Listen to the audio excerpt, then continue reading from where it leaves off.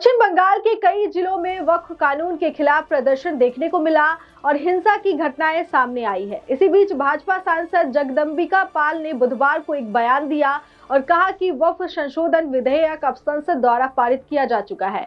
इसे लेकर supreme court में याचिका भी दायर की जा चुकी है। फिर आखिर क्यों all India Muslim personal law board लगातार लोगों को भड़का रहा है?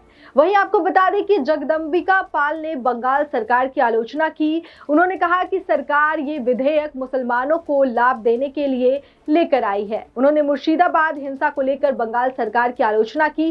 कहा कि मुर्शिदाबाद से हिंदू भागने को मजबूर है और मुख्यमंत्री ममता बनर्जी उनकी पीड़ा को नहीं देख पा रही है और इमामों से मिल रही है। वहीं बंगाल में कानून व्यवस्था की स्थिति खराब होने को लेकर बात की।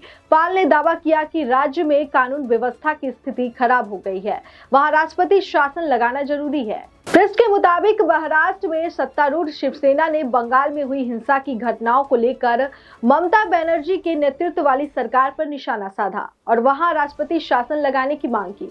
आगे कहा कि बंगाल में हिंदू समुदाय डर के साए में जी रहे हैं। सत्तारूढ़ तृणमूल कांग्रेस हिंसा को रोक नहीं रही है, बल्कि मुख्य दर्शक बनकर देख रही है। वहीं दूसरी ओर विपक्षी गठबंधन INDI में शामिल अन्य राजनीतिक दल भी चुप है। इसी के साथ आपको ये भी बता दें कि एक संवाददाता सम्मेलन को संबोधित करते हुए शिवसेना प्रवक्ता नरेश महाशके ने बंगाल में हुई हिंसा की निंदा करते हुए कहा कि हिंसा राज्य सरकार और स्थानीय पुलिस की नाक के नीचे हो रही है, इसलिए वहां राष्ट्रपति शासन लागू कर देना चाहिए। बता दें कि CJI की चिंता से सहमति जताते हुए सॉलिसिटर जनरल तुषार मेहता ने कहा कि प्रदर्शनकारी सोचते हैं कि इस तरह वो सिस्टम पर दबाव बना लेंगे, लेकिन तभी मुस्लिम याचिकाकर्ताओं की ओर से पेश कपिल सिब्बल ने मेहता की दलीलों का विरोध करते हुए कहा, कौन दबाव बना रहा है हमें तो नहीं मालूम।